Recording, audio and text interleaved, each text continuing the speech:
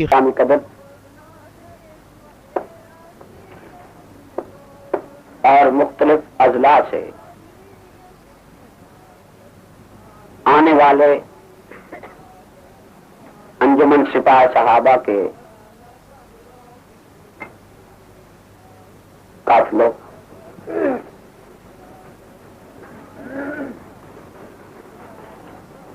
میری آج مظفر گڑھ شہر میں یہ پہلی تقریر ہے۔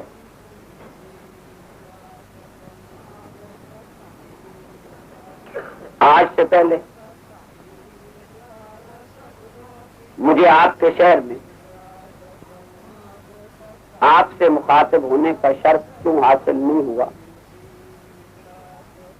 اس کی وجوہات یا اس کے اسباب کیا ہیں، میں مناسب نہیں سمجھتا کہ ان کی تفصیلات میں جاؤں۔ البتہ اتنا ضرور کہنا چاہتا ہوں کہ پاکستان کا انشاءاللہ اب کوئی وہ قصبہ یا شہر یا ضلع نہیں رہے گا کہ جس ضلع میں ہماری آواز کو دبانے والے کامیاب ہو جائیں انشاءاللہ۔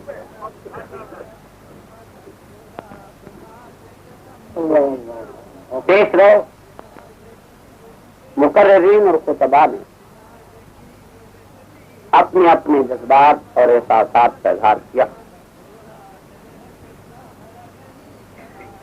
برادر مکرم نوجوان خطیب حضرت مولانا اشار قاسمی صاحب اپنی جذبات، خیالات اور دلی تڑپ کا اظہار فرما رہے تھے۔ انہوں نے حوصلہ افزائی کرتے ہوئے یا اپنے دلی جذبات کا اظہار کرتے ہوئے میرے لیے لفظ قائد کا استعمال کیا ہے، جبکہ میں بغیر کسی تصنع کے، بغیر کسی بناوٹ کے یہ کہنا ضروری سمجھتا ہوں کہ وہ میرے بھائی عمر میں تھوڑا بہت فرق ہوگا، میں قطعاً قائد نہیں، نہ ان کا نہ کسی اور کا، میں آپ کی طرح اصحاب رسول کا ایک ادنیٰ سا نوکر غلام ہوں اور اسی پہ فخر کرتا ہوں۔ نعرہ تکبیر، امیر عظیم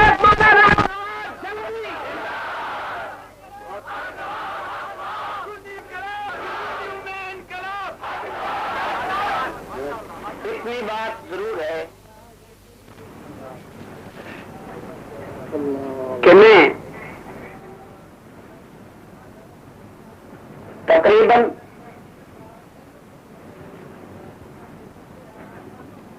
20-22 سال بعد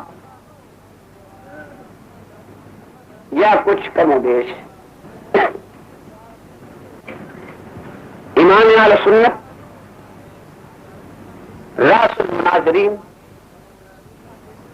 رئیس الاتقیاء حضرت علامہ عبدالشکور لکھنوی کی تاریخ کو زندہ کرنے کا عزم کر چکا۔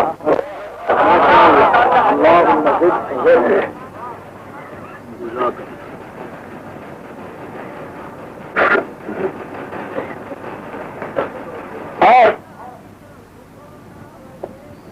یہ فیصلہ کر چکا ہوں کہ یہ تعصب جو ہمارے ماحول میں، معاشرے میں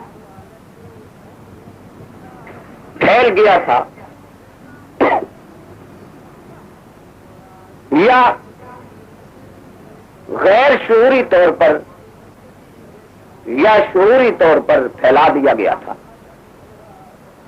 کہ سنیت بےحش ہے، یا سنی سن ہے، یا سنیت میں بیداری نہیں، میں دیانتداری کے ساتھ اس تاثر کو زائل کرنا چاہتا ہوں کہ سنیت میں نہ بے حسی ہے، نہ بے ضمیری ہے، نہ بے غیرتی ہے، البتہ سنیت کو گائیڈ کرنے کی، اسے لین دینے کی ضرورت ہے، اور جب بھی کبھی نیک نیتی کے ساتھ سنی قوم کو لین دی گئی ہے یا دی جائے گی تو یہ ایک بہادر، غیور اور باضمیر قوم ہے، اور جان تک کا نذرانہ پیش کرنے سے بھی یہ قوم کبھی بریک نہیں کرتی، نہ کبھی اس میں پہلے کی ہے۔ سنیت ہی کے جیالے تھے جنہوں نے بالا کوٹ کی وادیوں کو لہو سے رنگین کیا، سنیت ہی تھی جنہوں نے 57 کی جنگ آزادی لڑی، سنیت ہی کہ وہ ہونہار فرزند اور قائدین جنہوں نے کالا پانے کی سزائیں کاٹی، سنیت ہی کہ وہ فرزند و دیالے تھے جنہیں قتل کرنے کے بعد خنزیر کی کھالوں میں بند کر کے انگریز نے جلا دیا، سنیت ہی کہ وہ فرد تھے، سنیت ہی کہ وہ ہونہار فرزند تھے کہ جنہوں نے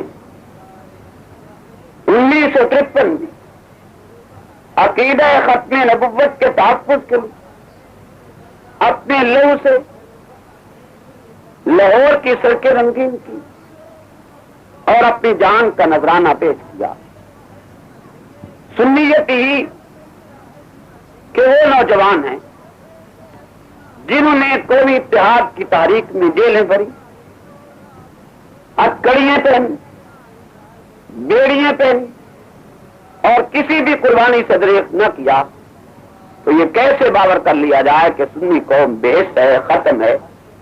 یہ تو ہو سکتا ہے کہ خطیب بےحس ہو جائے، یہ ہو سکتا ہے کہ خطیب ختم ہو چکا ہو، یہ ہو سکتا ہے کہ قومی لیڈر، قومی رہنما عیش آرام اور آسائش کا راستہ اختیار کر چکا ہو، اور وہ اپنی اس کم ہمت، اپنی اس کوتاہی اور غفلت سے پردہ ڈالنے کے لیے اپنی قوم کا منہ کالا کرے، یہ تو ہو سکتا ہے، لیکن جہاں تک تاریخ کا تعلق ہے وہ یہ بتلاتی ہے کہ سنی ایک غیور قوم ہے، بےحس نہیں ہے۔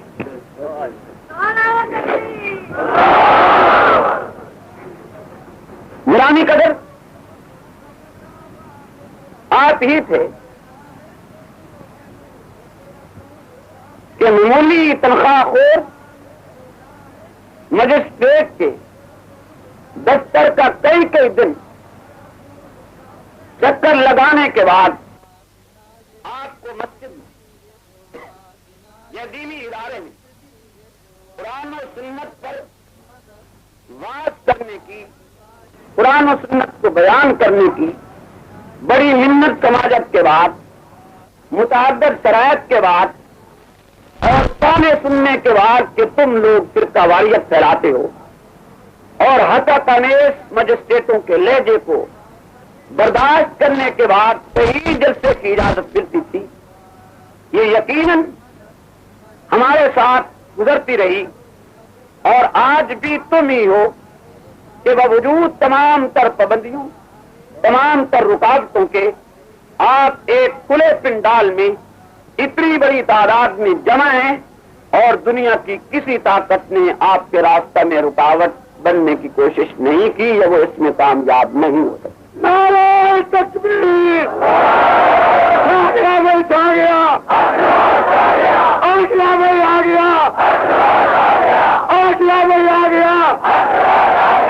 میری علماء سے درخواست یہی ہے کہ قرآن و سنت کو بیان کرنے کے لیے ہم مجسٹریٹ یا ڈپٹی کمشنر کے محتاج کیوں رہیں؟ آخر کیا سرداری اس نوکر شاہی کو ماں کے جہیز میں ملی ہے اور غلامی ہمیں وراثت میں میسر ہوئی ہے؟ کیا وجہ ہے کہ ڈپٹی کمشنر کا کوئی عقیدہ معلوم نہیں، وہ قادیانی ہے، شیعہ ہے، عیسائی ہے، داریہ ہے، کمیونسٹ ہے، کون ہے یہ کوئی معلوم نہیں ہوتا، لیکن ہم اسے جناب عزت معاب لکھ کر درخواستیں دے کر قرآن کو بیان کرنے کے سے اجازتیں لیتے پھر رہے ہوتے ہیں، کیا یہ ہماری غیرت کو چیلنج نہیں ہے؟ کیا میری قوم اور میری قوم کے رہنما اور مقتدا اس حسد امیز اور اس غلیظ سلوک کے متعلق کچھ نہیں سوچیں گے؟ اور اگر وہ نہیں سوچتے تو جنہوں نے سوچا ہے کیا ان کو شاباش دینے کے لیے بھی ان کے ہاتھ اور ان کی زبان تیار نہیں ہے؟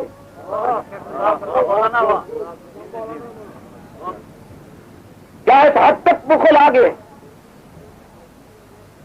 میں نے کئی بار جلسہ عام میں کہا ہے کہ ایک اقلیتی فرقہ، قرآن و سنت کا باغی فرقہ، اصحاب رسول کا دشمن فرقہ، پیغمبر اسلام صلی اللہ علیہ وسلم کی تحریک کا بدترین دشمن گروہ اپنے گھوڑے اور ٹٹو کی وہ اہمیت منوا چکا ہے جو اہمیت مولوی نے اپنی قوم سے اپنی نہیں منوائی۔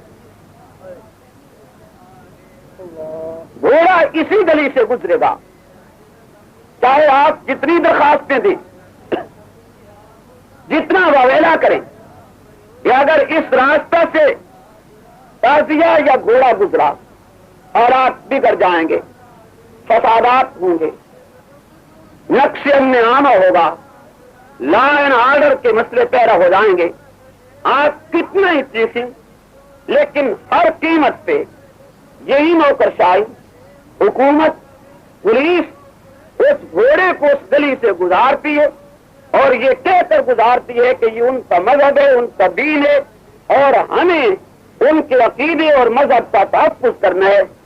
اگر گلی سے گزرنا شیعہ کے گھوڑے کا یہ اس کا دین ہے اور اوس اور سنگینوں کے پیرے میں بھی وہ گزارا جاتا ہے تو انشاءاللہ اگر میری زندگی رہی تو میں بہت قریب اور بہت جلد یہ حقیقت تسلیم کرواؤں گا کہ سنی مولوی کا ایک شہر سے دوسرے شہر میں جا کر قرآن و سنت کو بیان کرنا دین ہے اور اس کے کسی قسم کی کوئی پابندی اور قدغن لگانا مداخلت فی الدین ہے۔ اور اگر یہ بات ہمارے پرامن پروگرام سے نہ مانی گئی تو ہم ہر اس قلم کو توڑ دیں گے، ہر اس دفتر کو آگ لگا دیں گے جو ہمیں دین بیان کرنے سے روکنے کی کارروائی کرے گا۔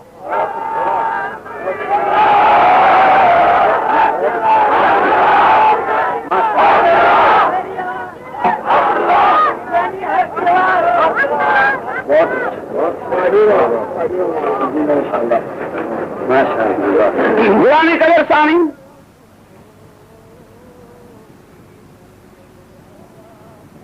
میں نہیں سمجھتا کہ ایک اقلیت کا اتنا لحاظ کیوں ہے اور اکثریت کے ساتھ یہ ظلم اور زیادتی کیوں؟ بلکہ اگر آج آپ مجھے اجازت دیں تو اگر ڈپٹی کمشنر آج کے جلسے میں رکاوٹ پیدا کرنے کے پروگرام نہ بناتا تو گلی گلی اور کوچا کوچا سے جو جلوس آئے ہیں یہ فضا مظفر گڑھ میں کبھی قائم نہ ہو۔ اگر مظفر گڑھ کے بازاروں میں نعرے بلند ہوئے، فضا بنی ہے تو اس فضا کی ذمہ داری ڈپٹی کمشنر پر ہے نہ کہ حق نواز پر۔ اور میں سمجھتا ہوں کہ یہ تمام تر کارروائی میرے حق میں گئی ہے۔ شاید سنیت اتنی بڑی تعداد میں عام حالات میں یہاں جمع نہ ہوتی جتنی بڑی تعداد میں آج آپ تشریف فرما۔ رہی یہ بات کہ کوئی ڈپٹی کمشنر اب داخلہ بندی کے آرڈر کر کے مجھے روک لے گا، یہ چیز ناممکنات میں۔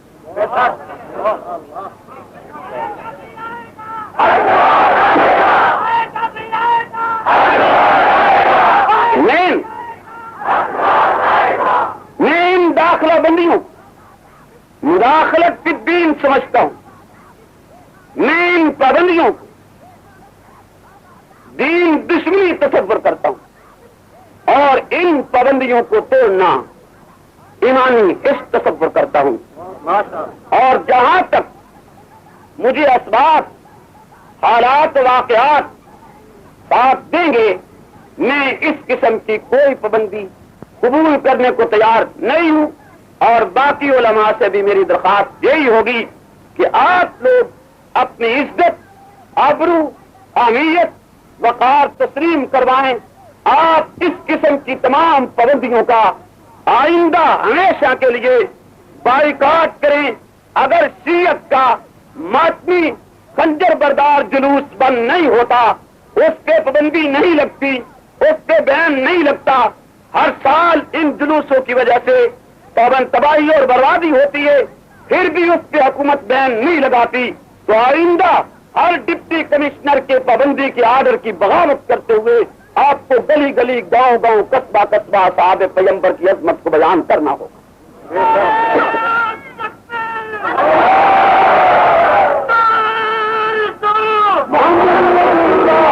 اور مزید یہ بھی کہہ دینا چاہتا ہوں، اگر مظفر گڑھ کی نوکر شاہی کی عقل رخصت نہیں ہو گئی اور وہ میرا لہجہ یا میری گفتگو یا میرے الفاظ سمجھ سکتے ہیں اور ان میں عقل ہے، تو انہیں یہ بھی کہہ دینا چاہتا ہوں کہ آج کے جلسے کے بعد اگر آپ نے مزید کوئی حرکت کی جس کے ہمارے کارکنوں کو ایذا پہنچی، تکلیف پہنچی، تو میری تقریر یقیناً کوئی ایسے حالات خراب نہیں کرے گی، لیکن اس کے بعد تمہاری کارروائی مظفر گڑھ کے حالات کو برباد کر دے گی اور اس کی ذمہ داری تم پہ ہوگی۔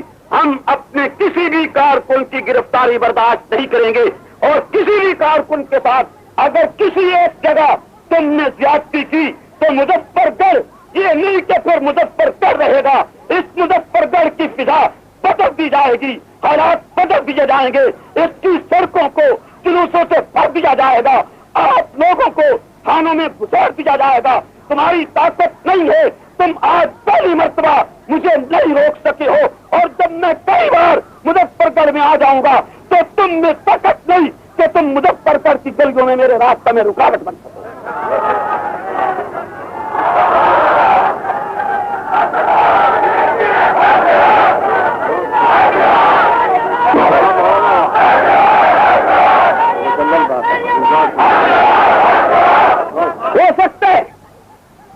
ہو سکتا ہے کہ تم چند ٹوٹ لوگوں کو دیکھ کر مولویت کا غلط تصور قائم کر بیٹھے ہو۔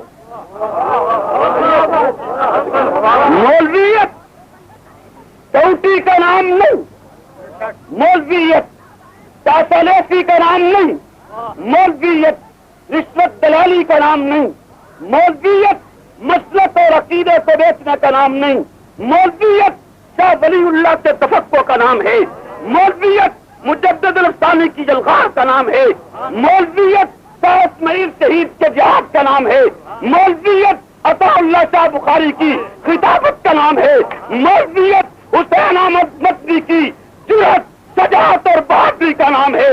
تمہارا یہ تصور غلط ہو جانا چاہیے کہ مولویت ٹوٹی کا نام ہوا کرتے۔ تم چند ٹوٹوں کو جنہیں داڑیاں رکھ لی ہیں انہیں مولوی مت سمجھو، انہیں یہ تصور کرو کہ انہوں نے شکل مولویت کی بنائی ہے، حقیقت ان کا دین سے، مولویت سے، مذہب سے، عقیدے سے کوئی تعلق نہیں ہے۔ مولوی ہو دین بیچے، مولوی ہو رشوت دلالی کرے، مولوی ہو ڈپٹی کمشنر کا ٹاؤٹ بنے، میں اسے دین کا، مذہب کا، اسلاف کا غدار تصور کرتا ہوں۔ مولوی کہنا جرم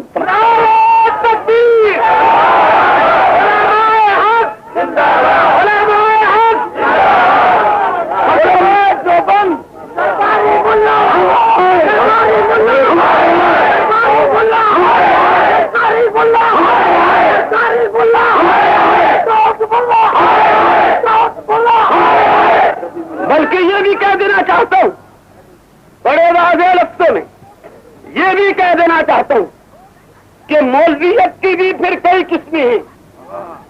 مولوی اپنے نام کے ساتھ دیوبندی لکھ کر ٹاؤٹ ہو، یقین کر لیجیے اس رب کی قسم جس نے محمد کی زلفوں میں دانائی رکھی. دیوبندی مولوی ٹوٹی نہیں کر سکتا. وہ دیوبندیت کو بدنام کرتا ہے کسی اور کا ایجنٹ ہوگا. وہ دیوبند کا نطفہ, وہ دیوبند کی روحانی نسل, وہ دیوبند کا لقب ساتھ رکھنے والا اور پھر گڑی نہ پہنے, وہ دیوبند کا لقب ساتھ رکھنے والا ظلم و جور کی آنکھ میں آنکھ نہ ڈالے, وہ دیوبند کا نام لینے والا عطا اللہ شاہ کی یاد تازہ نہ کرے. میں اسے دیوبندی نہیں سمجھتا, منافق سمجھتا.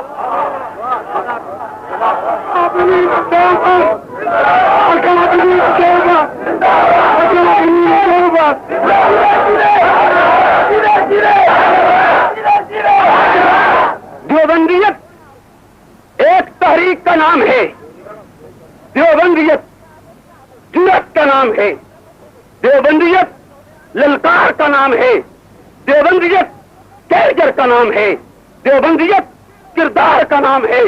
جبھی تو آج دنیا بلا اختیار پکار اٹھتی ہے, سر بکف سر بلند دیوبند. آپ بھی کہہ دیجیے.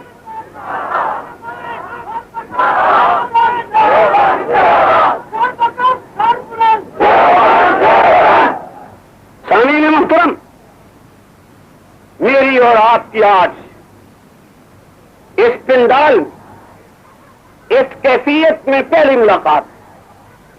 زندگی رہی تو اور بھی ملاقاتیں ہوں. گھبرائیے مت, قطعی طور گھبرانے کی ضرورت نہیں ہے. سنیت بیداری کا راستہ پکڑ چکی ہے. سنیت غفلت کی چادر اتارتی چلی جا رہی ہے. سنی نوجوان اپنے موقف کو سمجھ چکا ہے. سنی نوجوان یہ باور کر چکا ہے کہ اب اگر ہم غفلت کی چادر نہیں اتارتے تو ہماری موت حرام کی موت آئے گی. ایسے حالات جبکہ پاکستان اصحاب رسول پر تبرہ بازی کے وقف ہو گیا ہو اور آپ کے اس ملک میں, آپ کے اس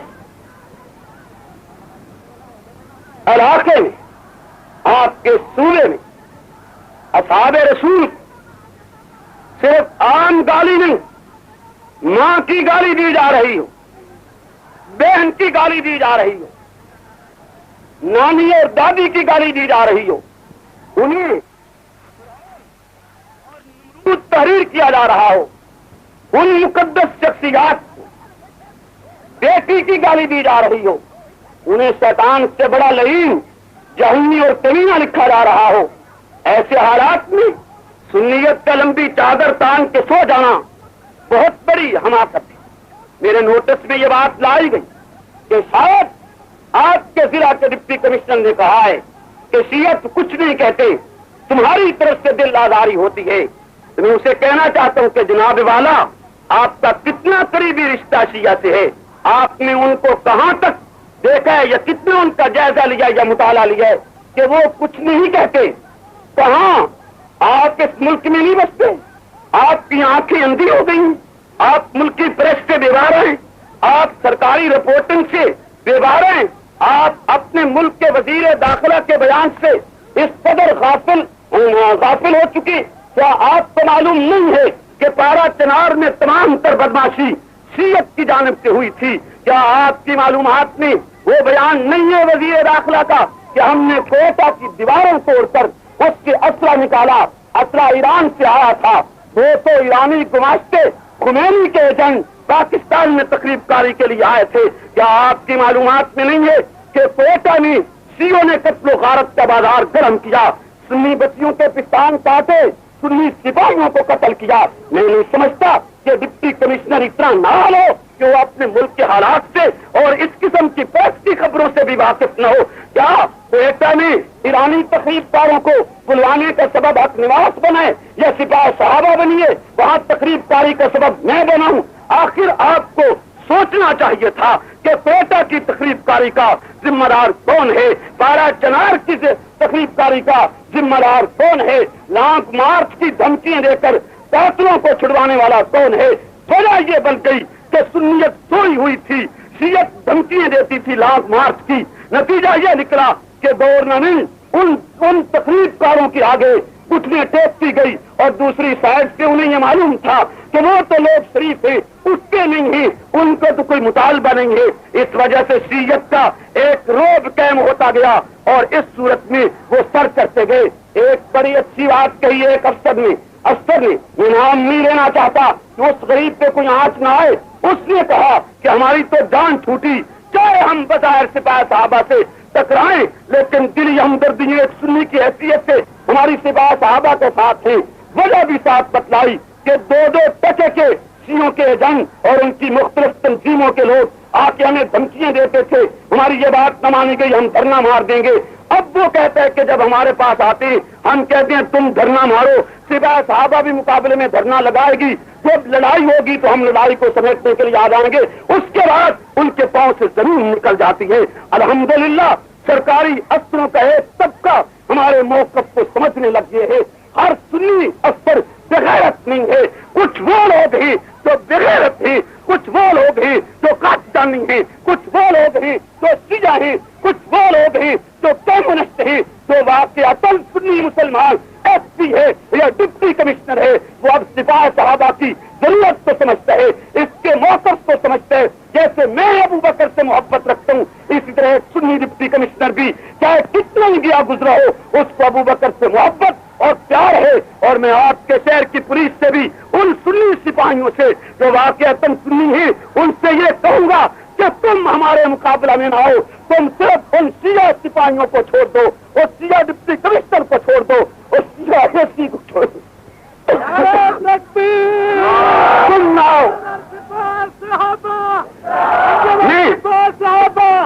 میں ان سنی سپاہیوں سے کہوں گا ہمارا مقابلہ تم سے نہیں ہے اور نہ تمہیں کرنا چاہیے، ہم دین کی بات کرتے ہیں، تم ہمارے راستے سے ہٹ جاؤ۔ میں دیکھتا ہوں کہ پاکستان میں کتنے شیعہ سپاہی ہیں جو ہمارا راستہ روک سکتے ہیں، لیکن ساتھ یہ بھی کہتا ہوں کہ اگر سنی سپاہیوں نے میری اس درخواست کو قبول نہ کیا اور ٹکرانے کی کوشش کی تو پھر وہ سمجھ لیں کہ تم اتنی وقت بھی نہیں رکھتے کہ میں تمہیں جوتے کی نوک پہ لکھ سکوں۔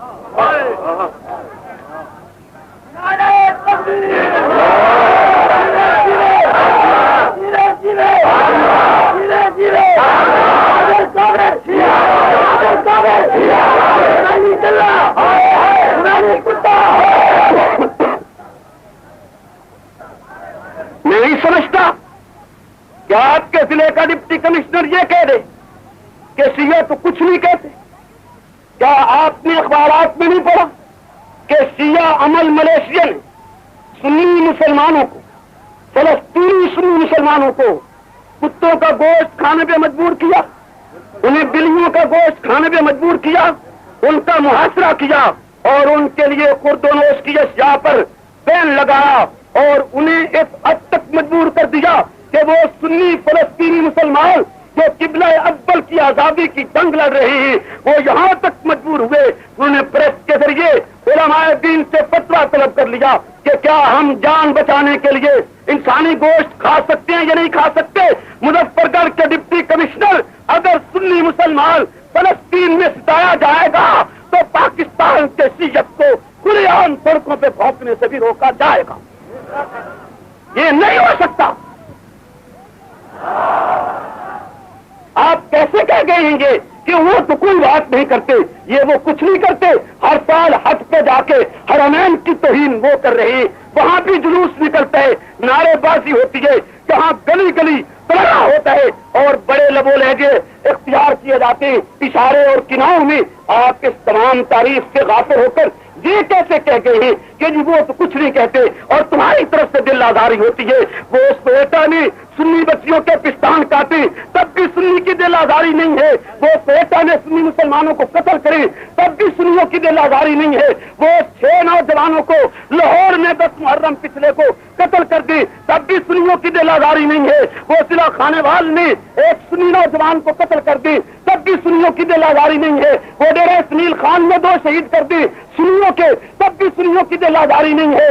اور حتیٰ کہ اب تازہ واقعہ ضلع خانے وال تحصیل کبیر والا کا ایک کتا ابو بکر عمر کا نام لکھ کر جوتے کے تلوے میں چسپاں کر لے، جس کے خلاف سپاہ صحابہ نے جلوس نکالا، اسے گرفتار کرایا اور آج وہ جیل میں ہے۔ تو کیا ان تمام واقعات کے فرقے اور سنی تخریب کار ہیں، ان تمام واقعات کے باوجود شریعت کچھ نہیں کر رہی اور ہم ہی تخریب کاری پھیلا رہے ہیں۔ ان واقعات کی موجودگی میں تم ہمیں شراعتی کہو تب بھی ہم یہ کام کریں گے، تمہاری مدد کرو تب بھی ہم یہ کام کریں گے، لیکن یہ اپنی نوٹ بک میں لکھ دو کہ تمہاری قلم میں، تمہارے دفتر میں، تمہاری سوچ میں، تمہاری زبان میں اب وہ سکت نہیں ہے کہ تم پاکستان کی زمین پر ہمارا راستہ روک سکو۔ ہر رکاوٹ توڑ دی جائے گی، ہر ضابطہ توڑ دیا جائے گا، ہر قانون توڑ دیا جائے گا، ہر وہ قلم جو دین کے راستے میں رکاوٹ بنے گا وہ توڑ دیا جائے گا۔ کوئی طاقت، کوئی جرت، کوئی حکومت، کوئی گورنمنٹ، کوئی ڈی سی اب اصحاب پیغمبر کی عظمت کو بیان کرنے سے ہمیں نہیں روک سکتا۔ ہم جان دے دیں گے لیکن تمہاری غلط کاری کو تسلیم نہیں کریں گے۔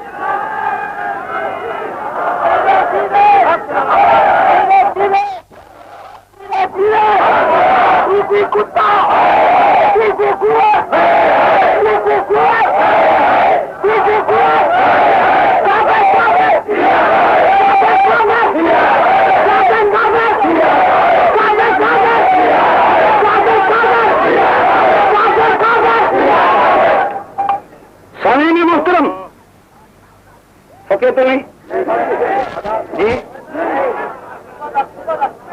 زندگی کا علم نہیں کہ دوبارہ شاید ملاقات ہو یا نہ ہو، لیکن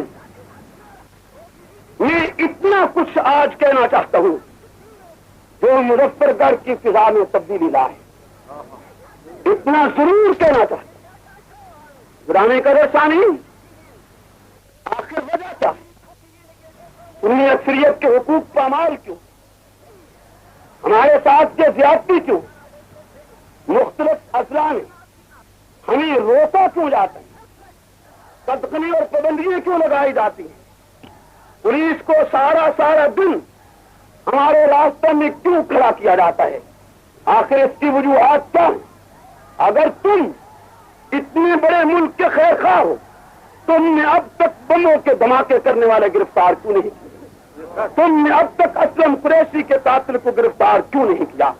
تم نے اب تک احسان اللہ فاروقی کے قاتل کو گرفتار کیوں نہیں کیا؟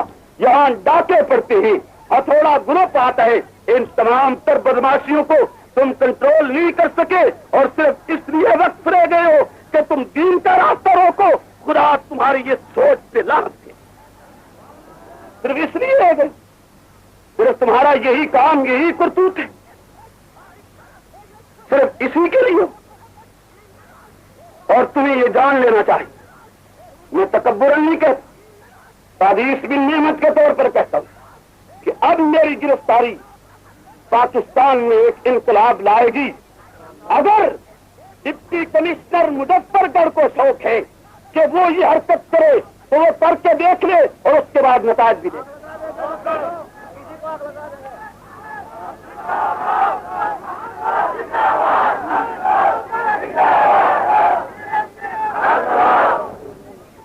سامعین مکرم،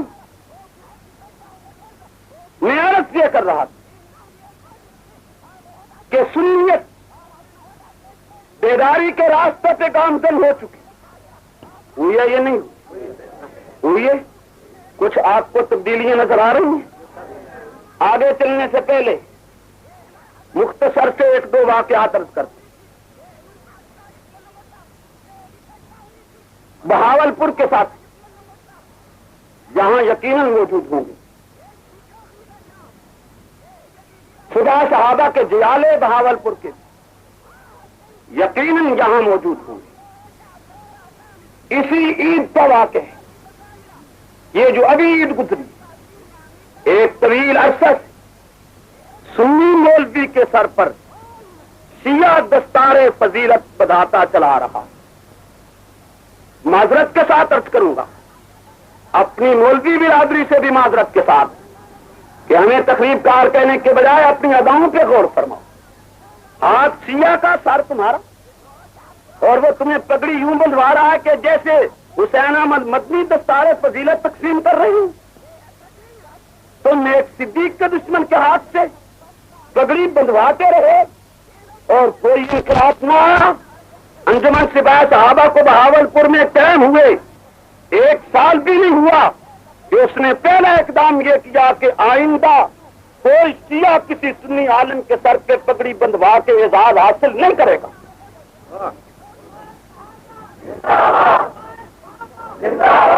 کیا یہ تبدیلی نہیں آئی؟ جی کیا یہ ذہنی انقلاب نہیں آیا؟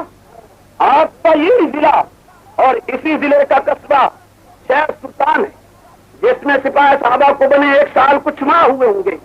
کیا وہاں کے شیعہ چیئرمین کے خلاف عدم اعتماد کے لیے فضا سپاہی صحابہ نے ہموار نہیں کی ہے؟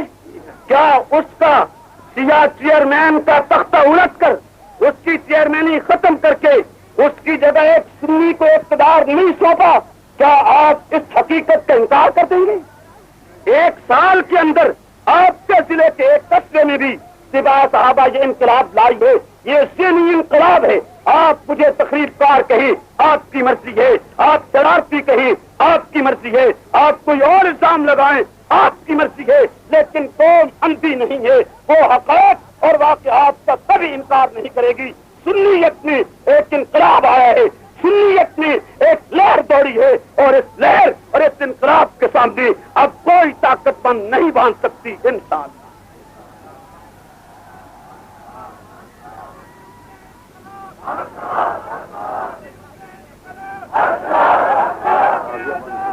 کیا آپ کو یہ معلوم نہیں ہے کہ ضلع جنگ 100 سال سے پوری 1 صدی سے شیعہ تخریب داری کی آماد کا ہے، تبرہ بازی کی آماد کا ہے، اور جنگ کا شیعہ اتنا کمینہ شیعہ ہے کہ وہ چٹیں لکھ کر کتیا کے گلے میں ڈال دیا کرتا تھا اور ان چٹوں پہ ایسا لکھا ہوا ہوتا تھا. اس حد تک ظلم، اس حد تک صبر، اس حد تک بے حیائی تھی. 1 صدی سے جنگ شیعت کی تقریب کاری کا آمادہ بن چکا تھا، اور تقریباً بہت کم عرصے میں 12 آدمی سنیوں کے جو اپنا ایک مقام رکھتے تھے، ایک حیثیت رکھتے تھے، وہ شہید کر دیے گئے تھے. اور سنیت آنسو بہانے کے بعد، اشک بہانے کے بعد پھر نیند سو گئی تھی. 1 صدی بعد جنگ میں انقلاب آیا، سپاہی صحابہ انقلاب لائی، اور شیعت کو ان قتلوں کا اجازہ دینا پڑا. انہیں آئندہ تبرے کی زبان بند کرنا پڑی. کیا آپ اس حقیقت کا انکار کر دیں گے؟ کیا آپ اس ذہنی انقلاب کو نظر انداز کر دیں گے؟ کوئی بھی سی ہوش سی عقل انسان اس ذہنی انقلاب کا اب انکار نہیں کر سکے گا. میں اگر انہی واقعات کو بیان کرتا چلا جاؤں تو شاید ساری رات ٹھیک جائے، اور اس قسم کے چھوٹے چھوٹے واقعات جن کو میں ابھی ایک ذہنی تیاری سمجھ رہا ہوں وہ ختم ہونے کو نہیں آئیں گے، جو بہت کم عرصے میں انجمن سپاہی صحابہ نے سنی قوم کے سامنے رکھ دیے. ایک سوچ رکھ دی ہے، ایک پروگرام رکھ دیے ہے، ایک ذہنوں میں انقلاب لائے. 8 سال کے بچے، 10 سال کے بچے گلی اور کوچوں میں اعلان کرتے پھر رہے ہیں، گلی گلی، نگر نگر، عمر عمر عمر عمر. یہ ذہنی انقلاب کیا نہیں آیا؟ آپ کے کان کے نعرے نہیں سنتے؟ کیا آپ نہیں سن رہے کہ دیواروں پہ عمر کا نام جگہ جگہ لکھا ہوا ہے؟ کیا آپ نہیں دیکھ رہے آپ کے ملک میں جگہ جگہ چوراہوں پر، روڈوں پر صحابہ کرام کے نام تحریر کر دیے گئے، اور نوجوان ان ناموں کی عزت و آبرو کے لیے اپنی جان تک کا نذرانہ پیش کرنے کے لیے تیار کھڑا ہے؟ کیا یہ انقلاب نہیں آیا اور مزید آئے گا؟ اگر پاکستان کی سڑکیں جناب کے نام سے روڈ مقرر ہو سکتی ہے،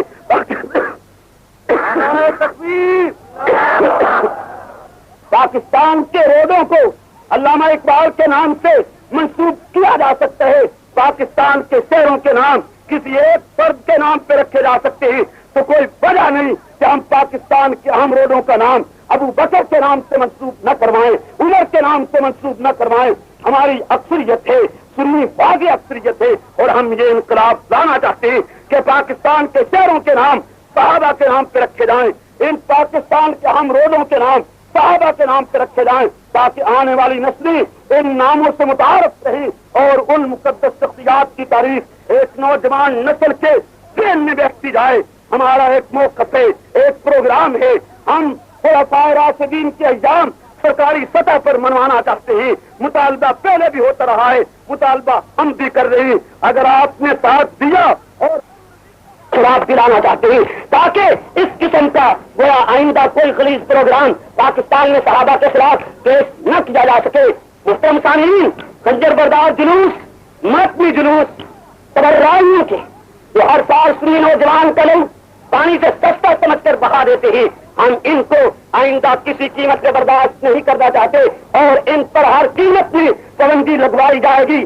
جب تک ان پہ پابندی اور قدغن نہیں لگتی اس وقت تک ہماری تاریخ جاری رہے گی. آج یہ تاریخ جلسوں کی صورت میں ہے, کل یہ تاریخ جلوس کی صورت میں آئے گی, پرسوں یہ تاریخ عسکری پہننے کی صورت میں آئے گی, جیلی احتجاجن کرنے کی صورت میں آئے گی. اور اس سے آگے بڑھتے ہوئے اس تاریخ کا یہ موڑ بھی آ سکتا ہے کہ یہ اسلام آباد پہنچ کر 68 سے برو کرے, دھرنا ڈالے اور اپنے مطالبات منوائے بغیر واپس نہ آئے. یہ نمبر وار ہماری تاریخ کا حصہ ہے. لہذا میں دشمنان صحاب رسول سے کیا کہنا چاہتا ہوں کہ تم ہمارے راستے سے ہٹ جاؤ.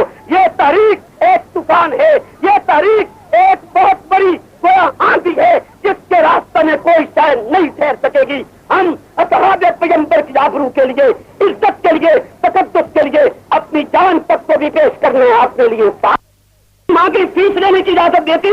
میرے محترم, حالات نے کبھی اجازت نہیں دی, حالات کا رخ موڑا گیا ہے. حالات اس وقت بھی اجازت نہیں دیتے تھے جب ابوالکلام عدالت کے کٹہرے میں کھڑے ہو کر ایک غیر مسلم جج سے کہہ رہا تھا, جب اس نے کہا ابوالکلام لہجہ سخت ہے توہین عدالت ہے, تو ابوالکلام بکھرے ہوئے شیر کی طرح گرج کے کہتا ہے یہ عدالت نہیں کلیم گاہ ہے. حالات اس وقت بھی اجازت نہیں دیتے تھے, حالات اس وقت بھی اجازت نہیں دیتے تھے جب میرے اور آپ کے شیخ مالٹا کی قید کاٹ رہے تھے. حالات اس وقت بھی اجازت نہیں دیتے تھے جب عطا اللہ صاحب بخاری برف کے بلاکوں پہ لیٹا ہوا تھا. آج حالات کی بات, اکابرین کی مقدس مدار پیشانی پہ کلن کا ٹیکا بننے والے غدار ملا, آج حالات اجازت نہیں دیتے. حالات کا رخ موڑا جاتا ہے, حالات بدلے جاتے ہیں. لیڈرشپ حالات کا انتظار نہیں کرتی, حالات کو اپنے پیچھے لگاتی ہے. کس پاگل نے کہا ہے کہ جب حالات ابو بکر کے دور جیسے ہوں گے ہم خطابت کا رنگ دکھائیں؟ خطابت کی ضرورت اس وقت ہے جب حالات ہٹلر جیسے. جوش خطابت کی ضرورت اس وقت ہے جب حالات ہلاکو جیسے ہوں. جوش خطابت کی ضرورت اس وقت ہے جب کفر پھیل رہا ہو, اور جب دور ابو بکر ہو اس وقت تسبیح پڑھنے کا وقت ہے. پھر جناب کی کوئی ضرورت نہیں, حالات تو ویسے ہی ٹھیک ہے. حالات اجازت نہیں دیتے. کیا سبق یاد کیا اور کبھی یہ کہہ دیا کہ جی اگر ہم کوئی ایسی بات کہیں گے پھر وہ صحابہ پہ تبرہ کریں گے. میرے کان بھی سنتے ہیں, یہ مولوی کی تعلیم ہے, پھر وہ صحابہ پہ تبرہ کریں گے. نہ وہ اگر اصحاب پیغمبر کی عظمت کو بیان کرنے کی وجہ سے اور شیعہ کفریات کو جو صدیوں پہلے سے ان کی کتب میں موجود ہیں ان کو تشدد بام کرنے کی وجہ سے اگر شیعت اصحاب رسول پہ تبرہ کرتی ہے تو جناب کا پیٹ پھر کلوز ہونا چاہیے. توجہ ہے میری طرف, کوئی بات نہیں بجری کی. ایک مثال قائم کر دیجیے. ڈسپلن جس قوم میں ہے وہ قوم کامیاب ہوتی ہے. لوگ کہتے ہیں کہ ہم ایسا کہیں گے تو پھر وہ تبرہ کریں گے. وہ تبرہ کیوں کرے گا؟ اس کا پانی میں گھر ہے. پھر جناب کا پیٹ کلوز ہو جانا چاہیے اور وہ سوال بدھی سے کھچ جانا چاہیے جو صحابہ پہ تبرہ کرے اور تیرے شہر میں کرے. کیا حق پہ اس لیے پردہ ڈال دیا جائے کہ پھر فلاں یہ کہے گا, وہ کہے گا ہی کیوں؟ نہیں سمجھ آئی جی, وہ کہے گا ہی کیوں؟ گرامی قدر سامعین, ان گزارشات کے بعد کہ انجمن سپاہی صحابہ ایک منشور اور پروگرام لے کے نکلی. اس کا باقاعدہ ایک پروگرام ہے اور واضح پروگرام. صحابہ کے یوم سرکاری سطح پہ منائے جائیں گے, ماتمی جلوس بند کرائے جائیں گے, سکول کے نصاب تعلیم کو جس میں صحابہ کے خلاف زہر اگلا گئے یکسر بدلایا جائے گا. صحابہ کرام کے متعلقہ آئندہ ایسا قانون بنوایا جائے گا کہ کوئی بدبخت ان پہ تبرہ کرنے کی جرت نہ کر سکے. سپاہ صحابہ باقاعدہ ایک پروگرام رکھتی ہے, باقاعدہ ایک دستور رکھتی ہے اور انجمن سپاہی صحابہ اس ملک میں سنی انقلاب چاہتی ہے. پاکستان واضح اکثریت اہل سنت کی، لہٰذا اس کو سنی اسٹیٹ قرار دلوایا جائے گا. ان گزارشات کے بعد اب میں تقریر کا آغاز کرنے لگا.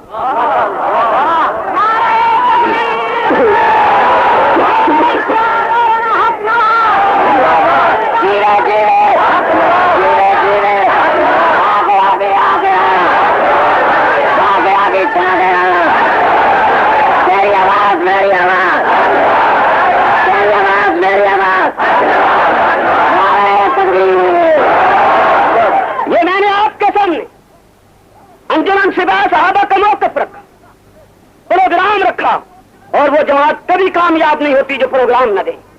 ٹھیک کہتا ہوں یا غلط؟ وہ جماعت کبھی کامیاب نہیں ہوتی جو پروگرام نہ دے، اور وہ جماعت بھی کبھی کامیاب نہیں ہوتی کہ جس جماعت کو چلانے والے پہلے اپنے آپ کو پیش نہ کرے، وہ کبھی کامیاب نہیں ہوتی. انجمن سپاہی صحابہ باقاعدہ ایک پروگرام رکھتی اور اس پروگرام کو پروان چڑھائے گی انشاءاللہ. آپ ساتھ دیں گے یا نہیں دیں گے؟ جی، جو کہتے ہیں کہ ہم سپاہی صحابہ کا ساتھ دیں گے وہ ہاتھ کھڑا کریں.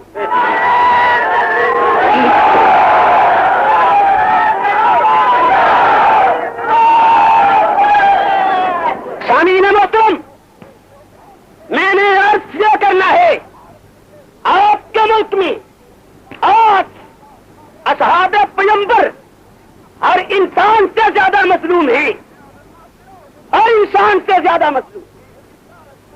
انہیں ماں کی گالی دی جا رہی ہے، بہن کی گالی دی جا رہی ہے، نانی اور دادی کی گالی دی جا رہی ہے، انہیں جہنمی کتا تحریر کیا جا رہا ہے، انہیں شیطان سے بڑا لعین اور کمینہ لکھا جا رہا ہے، انہیں بیٹیوں کی گالیاں دی جا رہی ہیں، انہیں فرعون، نمرود اور حامان تحریر کیا جا رہا ہے.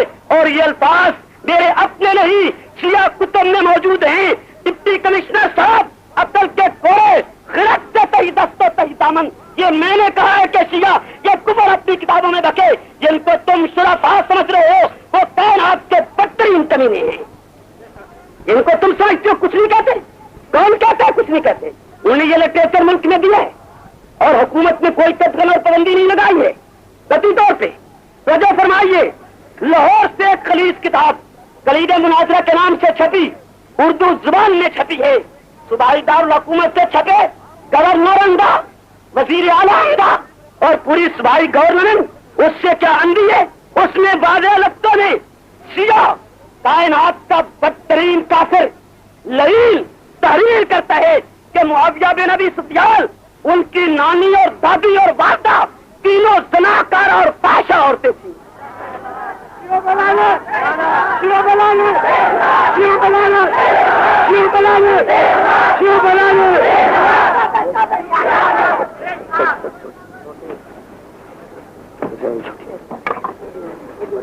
سن لو، یہ لفظ سوجر ہے، یہ لفظ کے معاویہ کی نانی، دادی اور والدہ الیاذ باللہ تینوں زناکار اور فاحشہ عورتیں تھیں.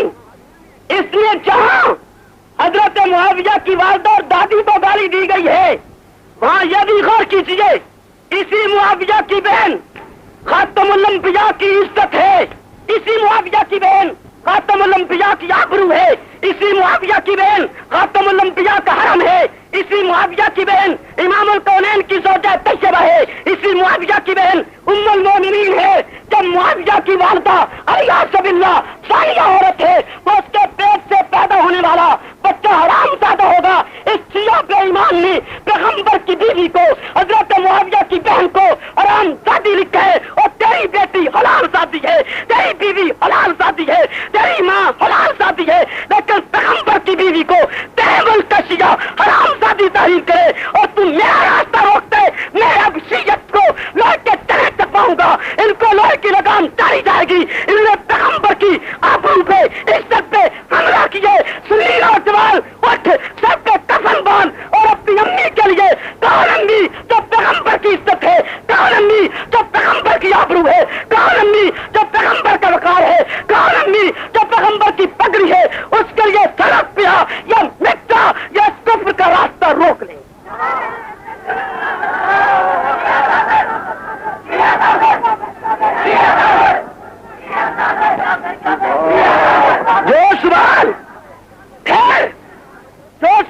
شیعہ کو کافر نہیں کہتی، سڑے سڑے سڑے سڑے.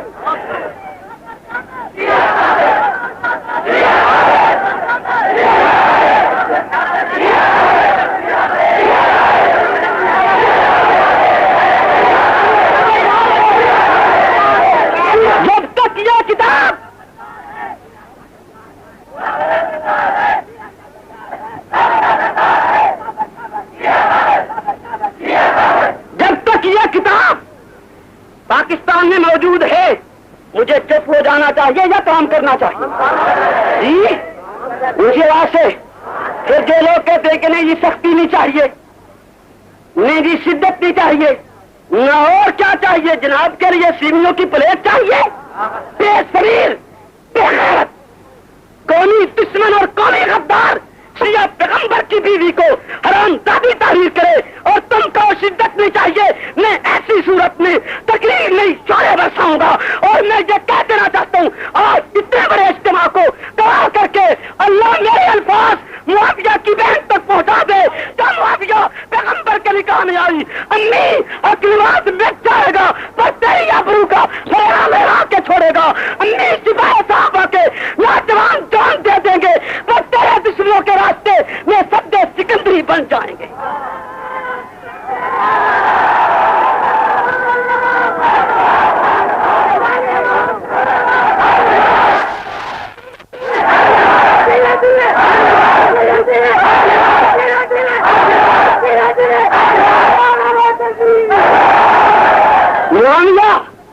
معاویہ رضی اللہ عنہ کی ماں کو زانی لکھنے والے تیری ہر رات 10 کے پہلو میں سو کے آئے تب بھی مومنہ ہے. تیری ہر رات نیا مدعا کرے تب بھی مومنات میں داخل ہے. اور جس کی بیٹی پیغمبر کے بستر پہ آئے وہ زانیہ ہے. اب بھی تجھے مجھ سے لینے کی طاقت ہے. بھول جا تیرا کفر عدالت سے منوایا جائے گا، تیرا اعتراض اسمبلی سے منوایا جائے گا.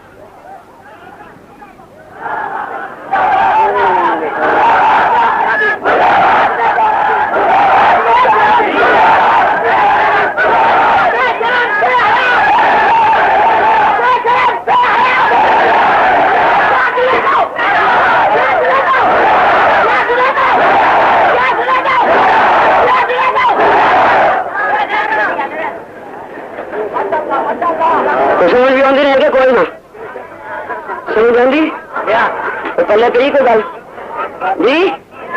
جن کو میری بات سمجھ آئی وہ ہاتھ کھڑا کریں.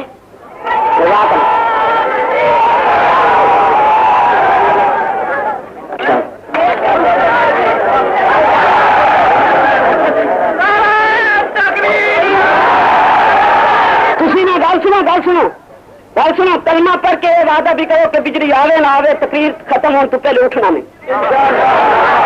کلمہ پڑھ کے وعدہ، کلمہ پڑھ کے وعدہ.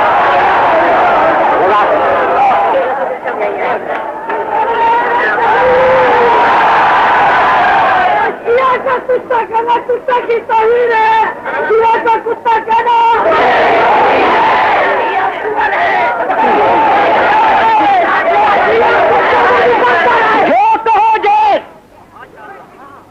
رجو جو کہو اونچے واسطے جو کہو گیس ٹھہریے.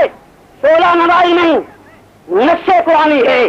خالق خود کافروں کو کہتا ہے اولئک کالانعام بل ھم اضل. انعام میں کتا بھی ہے، سور بھی ہے، خنزیر بھی ہے، گدھا بھی ہے. جو کہو جائے شیعت کی نفرت میں سنی نوجوان کے دماغ میں کوٹ کوٹ کے بھر دوں گا. اور بیٹی کا روپ، ہتھکڑی کا روپ، جیل اور تھانے کا روپ، قانون کا روپ میں سنی نوجوان کے ذہن سے کھینچ لوں.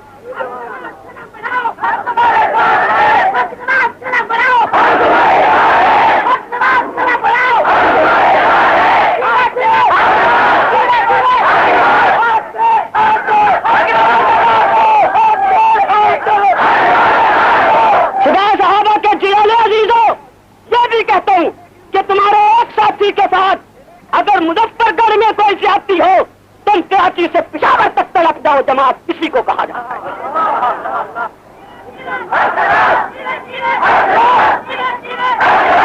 تمہارا کوئی کارکن، تمہاری جماعت کا کوئی رضاکار، کوئی کارکن اپنے آپ کو لاوارث مت سمجھے. تم اسے بتلاؤ کہ تو اکیلا نہیں، ہم تیرے ساتھ ہیں. یہ جماعت ہے، وہ کوئی جماعت نہیں جو کارکن کو پوچھتی نہ ہو. آپ کو یہ چیز نوٹس میں رکھنا ہوگی، تب جا کر آپ اپنے پروگرام میں کامیاب ہوئے. سامعین محترم، آج ہمارا راستہ روکا جاتا ہے کہ شدت کرتی کیا؟ سرگودا سے چھپنے والی کتاب مناظرہ حسنیہ نامی حکومت کے نوٹس میں نہیں ہے، جس کا غلیظ اور بدترین مصنف یہ تحریر کر رہا ہے اردو عبارت میں، اردو زبان میں، کہ عمر بن خطاب اور اس کے تمام ساتھی جانوی کتوں میں سے کتے ہیں.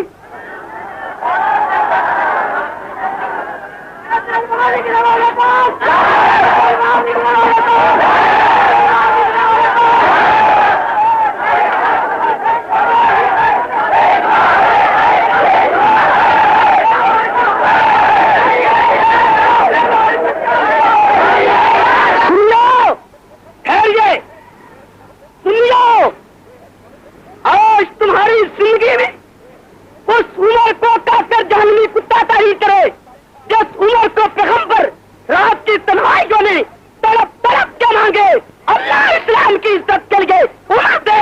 اس عمر کو آج پاکستان کا کافر خمینی کا گٹھا ابلیس کی نسل جہنمی کتا لکھے. اور جس عمر نے کیسر لیا، کسرا لیا، بیت المقدس لیا، اس عمر کو جہنمی کتا تحریر کیا جا رہا ہے جو آج بھی پیغمبر کے پہلو میں جنت میں سویا ہوا ہے. نوجوان سنی تو مسئلہ تیری جوانی کس لیے ہے، تیری طاقت کس لیے ہے، تیرا شراب کس لیے ہے؟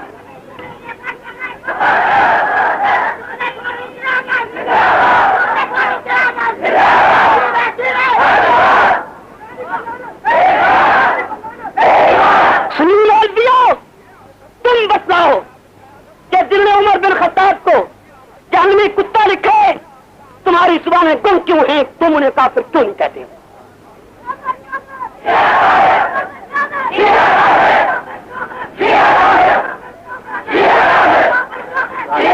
اور یہ کتاب سب سنو. اب ایک کام کیجئے، تھوڑا ذرا نعرے تھوڑے سے کم کیجئے. 1 منٹ ذرا نعرے تھوڑے سے کم کیجئے تاکہ میں سفر کر سکوں. توجہ کیجئے. آج پاکستان میں عمر بن خطاب کو جہنمی کتا، نواشت ڈپٹی کمشنر مظفر گڑھ عقل کے ناخن لے کے وہ کچھ نہیں کہتے.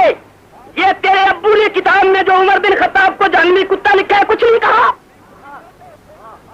اس کا نوٹس میں نہ لوں کون لے؟ اس کا نوٹس ایک سنی خطیب نہ لے کون لے؟ اس کا نوٹس سوا صحابہ نہ لے کون لے؟ کیا میں یہ تاثر دوں کہ پاکستان میں عمر کا نام لینے والا کوئی نہیں؟ کیا میں یہ تاثر دوں کہ پیغمبر کا یہ صحابی، پیغمبر کی مانگی ہوئی شخصیت یہ لاوارث ہے، اس کو ماننے والا کوئی نہیں ہے؟ پاکستان کی نبی، داماد نبی مراد نبی، داماد علی مراد نبی، داماد علی مراد نبی.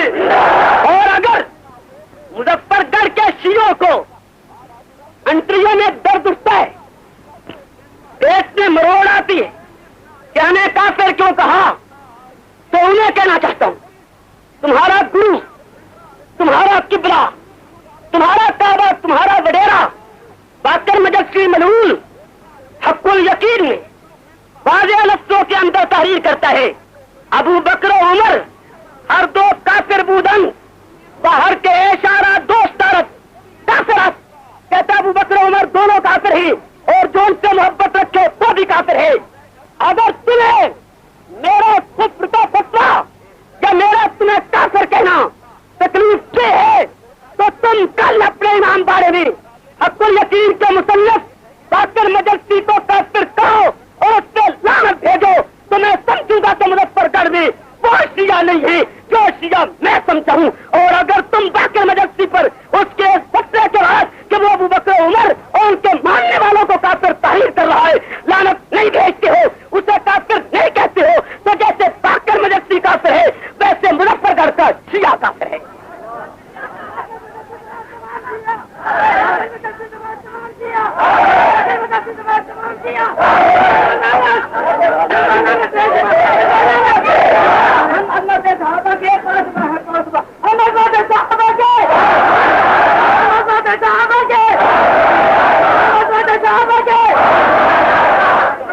بیان ہونے سے زیادہ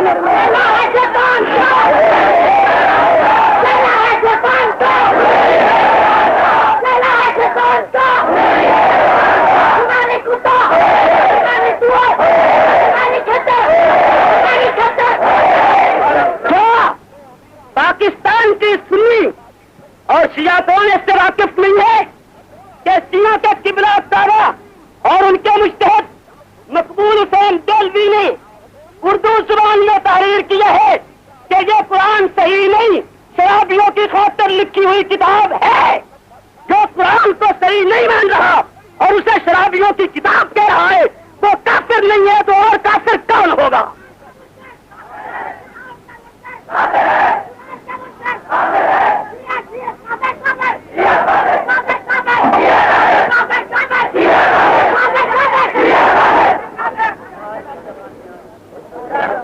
مسلم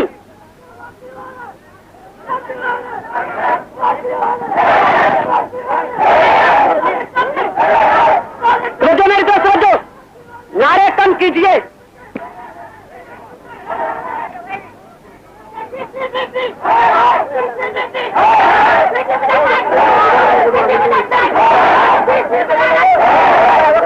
دو منٹ اس بات پہ کنٹرول کیجیے.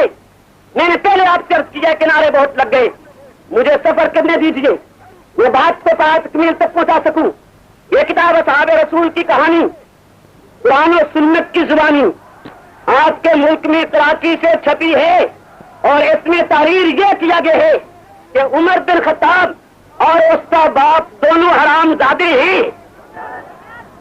عمر بن خطاب الیاذ باللہ اور ان کا باپ دونوں حرام زادے ہیں.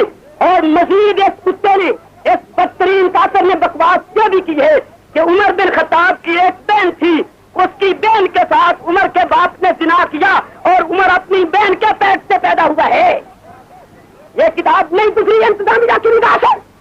وہ سنی سپاہیوں، اگر تم نے ماں کا دودھ پیا ہے، تمہاری نسل میں کئی شیعہ کے خون کی ملاوٹ نہیں ہے، تم بھی عمر کو مانتے ہو.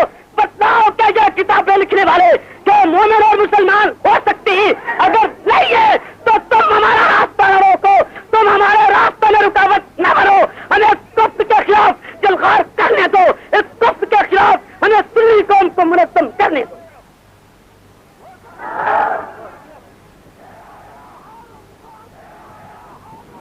قانون محترم، سنی خیرت، سنی حمیت کو للکارتے ہوئے تقریر کے الفاظ کو شولوں اور انگاروں کا الفاظ پہناتے ہوئے تمہاری سوئی ہوئی خیرت کو سجوڑتے ہوئے کہنا چاہتا ہوں کہ یہ کتاب چراغ مصطفی اور سرار بولافی لاہور سے چھپی ملک میں آج تک تقسیم ہو رہی ہے. سپاہ صحابہ کے جگالو اور بیدار ہو جاؤ اور منظم ہو جاؤ کہ اس کفر کو ہم فوری بند کروا سکیں.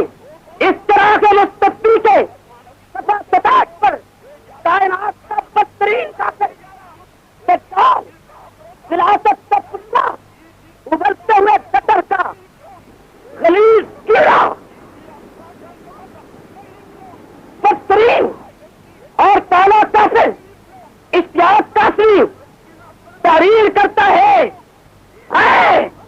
امی امی اللہ میری آواز میری امی ایسا تک پہنچا کہ میں مجبور ہوں کہ تیرا دشمن کا مذہبی تشخص میں عدالتی طور پہ قبول کروانا چاہتا ہوں، ورنہ میں یہ کفر کبھی نہ کرنا چاہتا. اللہ میری معافی کے الفاظ میری امی تک اپنی قدرت کاملہ سے پہنچا. تجھے ساری قدرتی ہی تو آواز سے دور پہنچا سکتا ہے. امی امی امی ایسا اگر مجھے تیرا دشمن کو واضح کرنا مقصود نہ ہوتا میں یہ لفظ کبھی نقل نہ کرتا. نواست کہہ کے الیاذ باللہ کہہ کے معاذ اللہ کہہ کے لفظ کے وجود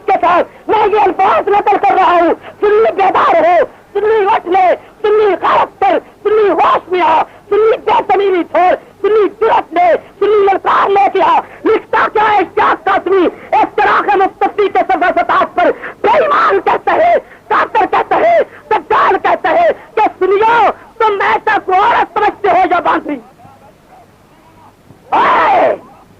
ایسا وہ کون ایسا جس کے لیے جبریل سلام لائے؟ اور کون ایسا جس کا تبا ہوا مسواک نبوت استعمال کرے؟ اور کون ایسا جس کے ہار کے گم ہونے کی وجہ سے اللہ تیمم کا آرڈر لائے؟ اور کون ایسا جس کا حجرہ جنت بنی؟ اور کون ایسا تجربہ ایسا؟ کون ایسا طاہرہ ایسا؟ کون ایسا مقدسہ ایسا؟ اور کون ایسا پاکیزہ ایسا؟ اور کون ایسا صدیقہ؟ اور کون ایسا صدیقہ؟ اور کون ایسا صدیق کی بیٹی ایسا؟ اور کون ایسا پیغمبر کی آبرو، پیغمبر کی پگڑی، پیغمبر کا لباس، پیغمبر کی عزت ایسا؟ اور کون ایسا امی ایسا؟ کون ایسا امی ایسا؟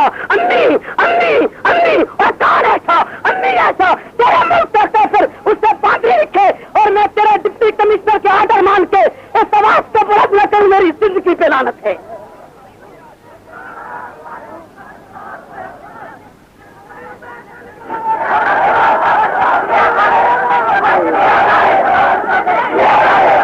تم ساتھ سو گے کلمہ پڑھ کے توجہ رہے، جب تک میں نہ کہوں توجہ رہے، جب تک میں نہ کہوں آپ نے ہاتھ نیچے نہیں کرنے، ابھی نیچے رہے، ابھی نیچے رہے، جب تک میں نہ کہوں آپ نے ہاتھ نیچے نہیں کرنے، کلمہ پڑھ کے عہد کرنا ہے کہ آپ ہمارا ساتھ دیں گے۔